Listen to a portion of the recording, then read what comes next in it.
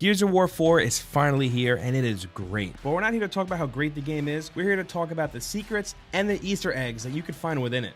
The Gears of War series have always had a ton of great Easter eggs and references, and this one's no different. So today we're here to bring you the top 7 Gears of War 4 Easter eggs. And up first, number 7, this one is a little tricky. You have to do it on the insane difficulty or else it's not going to work. During the prologue, there's a part where you'll go through a blast door and there are 3 enemies there. You take them out. Immediately to your right, you'll see a door slowly start to close. And if you can get through that door before it closes, you'll find a gun called the Despicable You. It's a freeze gun, which is an obvious reference to the freeze ray from Despicable Me. You know, Gru uses that shit to freeze the entire Starbucks line. Anyway, yeah, it's a cool little gun. You shoot dudes with it, you freeze them, and then you can shoot them again and blow them up into a giant ball of red paste. Anyway, minions are terrifying. Fuck you, fuck them, and I just, let's move on, please. And then next, on number 6, this is one of many Easter eggs that take place at the Phoenix Estate. In Act 2, Chapter 2, right after getting your armor, you take on a wave of DBs and you fight the Kestrel. And once you're finished with that and everything quiets down a bit, you'll be able to explore the floor a little bit. In one room, you'll find a piano, and it prompts you to hit X, and once you do that, it'll play this song.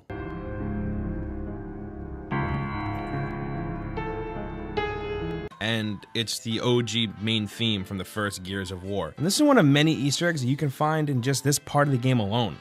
And up next, number 5, in Act 5, Part 3, you get to run around in a cool-ass mech. And after traveling down the road a little bit, fighting some enemies, taking them out, you come across a broken bridge, and there are 2 semi-down trees that kind of resemble like a football goalpost. Well, this is Gears of War, so a thrash ball goalpost. And in front of these 2 trees is a car, and if you're able to kick the car through those 2 trees, this is what happens. Yeah, baby, we got it! Stand up! Wow, man, that was nasty!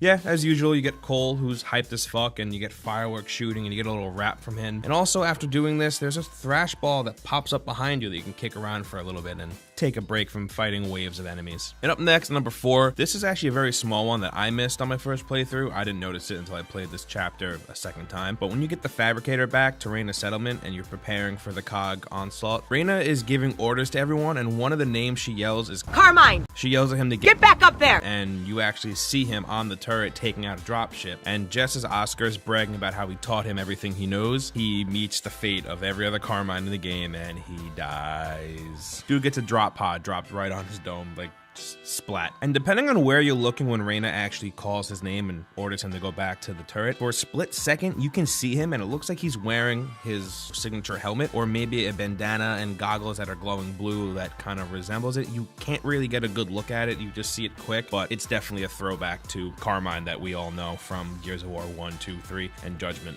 And up next, number 3, in Act 2, Part 1, when you first return to JD's childhood home, you can find your initials carved into a tree. JDF, James Dominic Phoenix. But the big Easter egg in this part is a little bit to the right. If you look to the right, you see a gate, and going through that gate actually triggers a whole hidden cutscene that you can completely miss. After you walk through the gate, it leads into a garden and there's a memorial for Anya. And JD rests down his gun and just kind of takes a moment to mourn and miss his mother. And it's a shame that this is a missable cutscene because even without JD saying anything, it still hits pretty hard. JD is a bit of a dry character and this is the most emotional you see him. And the entire time you're at your childhood home, you get the feeling that there really aren't many good memories for JD there at all. And it makes sense for this level, this chapter, to actually have all of these Easter eggs, seeing that this is a place from JD's past and Marcus is a thing from our past, really. I mean, some of us grew up playing these games and it just makes sense for all these kind of Easter eggs to be in this place. And up next, number 2, in Act 3, Part 3, after riding the funicular up, which I didn't know that word even existed until this game, you head a little further up and you actually run into one of the silliest Easter eggs in the game.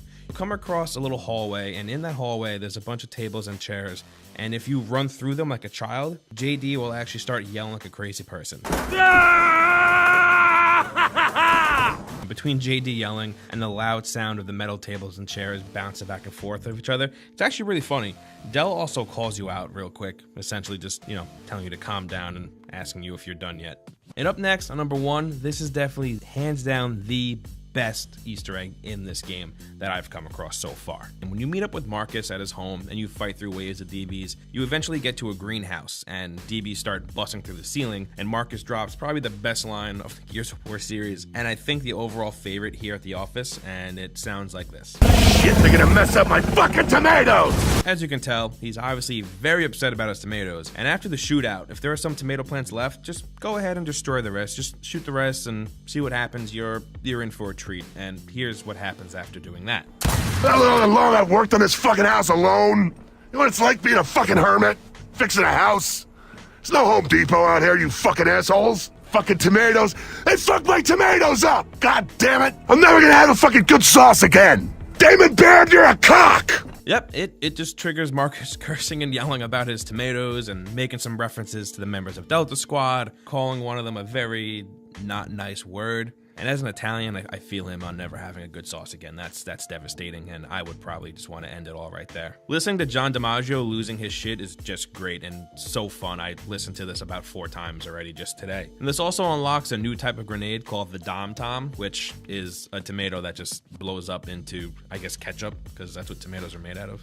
So those are the top 7 Gears of War 4 Easter eggs. If you guys find any more or know of any that I left out, please let us know down in the comments. I'm sure you guys will find more. This game's only been out for a few days, and people are still finding secrets in Gears of War 3, which is crazy. Also linked below is a guide for all the collectibles in Gears of War 4 over at GameRanks.com, so make sure you go and check that out too if you need some help finding those. And don't forget, we put up videos like this every single day, and the best way to see them is to subscribe to the channel. Also, liking this video definitely helps us out, and we would really appreciate it. And once again, I'm Andrew the New Guy, and I'll see you guys next time right here on GameRanks.